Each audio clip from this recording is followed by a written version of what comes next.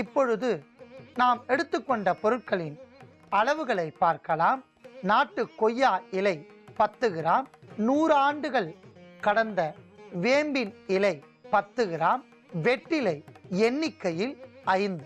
ஒவ்வொரு பொருளையும் நாம் தனித்தனியாக எடுத்து வைத்துள்ளோம்.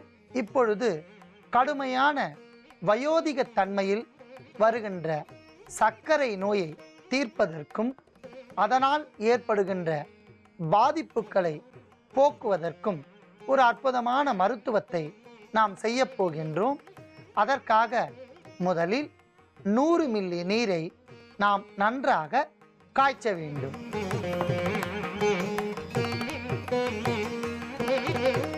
இப்பொழுது சர்க்கரை நோய் என்றாலே சுமார் 5 முதல் 6 மாத்திரைகள் ஆங்கில மருத்துவத்தில் உணவிற்கு முன் உணவிற்கு பின் என்று 3 வேளையும் சாப்பிடுகின்றனர். இதனால் நாள் ஒன்றிற்கு 18 மாத்திரைகள் உள்ளே செல்கின்றன.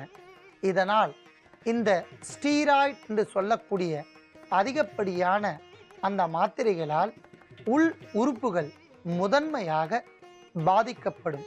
இது ஒரு எச்சரிக்கையான ஒரு விஷயம். தயவு செய்து சர்க்கரை நோயாளிகள் படிப்படியாக ஆங்கில மருத்துவத்தை அறவே கைவிட்டு சித்த மருத்துவத்திற்கு திரும்ப வேண்டும். இயற்கையோடு இருக்கக்கூடிய இந்த மருத்துவத்தை பின்பற்றினால் உள் உறுப்புகள் பாதிக்காது. மேலும் சிறுநீரக பாதிப்பு ஏற்படாமல் இரத்தத்தின் இருக்கக்கூடிய அளவு, அதாவது சர்க்கரையின் அளவை முறையாக குறைக்கும். ஆகையால் இனிவரும் காலங்களிலாவது சித்த மருத்துவத்தை பரிபூரணமாக நம்பி அந்த மருத்துவத்தை தொடர வேண்டுமாய் கேட்டுக்கொள்கிறேன். இப்பொழுது நன்றாக கொதித்து கொண்டிருக்கின்ற நீரில் நாம் நாட்டு கொய்யா இலைகளை ஒன்றும் பாதியுமாக, அதாவது 2 கிள்ளி அதில் சேர்க்க வேண்டும்.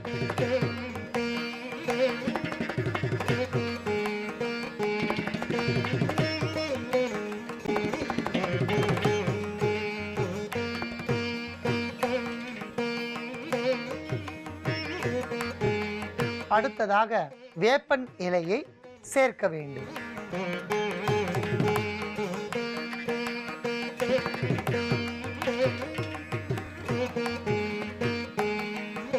அற்புதமான முறையில் கொதித்து கொண்டிருக்கும் இந்த நீரில் இறுதியாக வெற்றிலையை சேர்த்து நன்றாக கொதிக்க வைக்கவும்.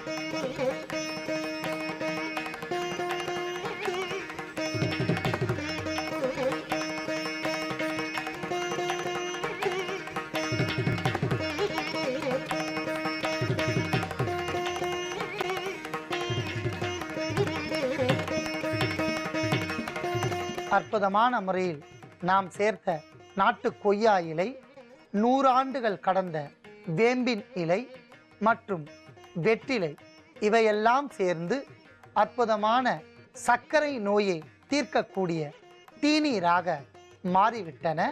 அதை நாம் வடிகட்டி எடுத்துக்கொள்ளலாம்.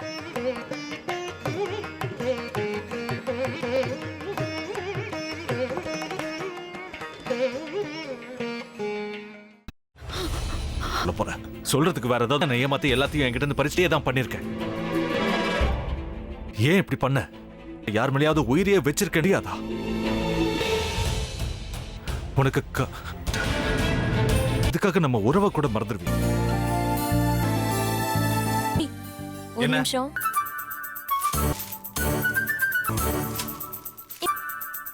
என்ன? செப்பல் இங்க பாத்தீங்களா? நமக்கு தான் நீங்க டெய்லி எந்திரிக்கணும். இருக்கு. முத்து எதை உருவாக்கி விட்டா செல்வி பார்த்தாலும் முத்து முத்துன்னு கூப்பிட மட்டுமா செய்யறான்? நாம தான் என்ன உனக்கு வேற குரல் போயிடுச்சு. தானா என்ன பண்ண போற? விருப்பப்படியே மருமகளா வாழ போற. என்னுடைய ஸ்தானம் அவன் அவர் எந்த முடிவு எடுத்தாலும் நீயே முடிவு போடா.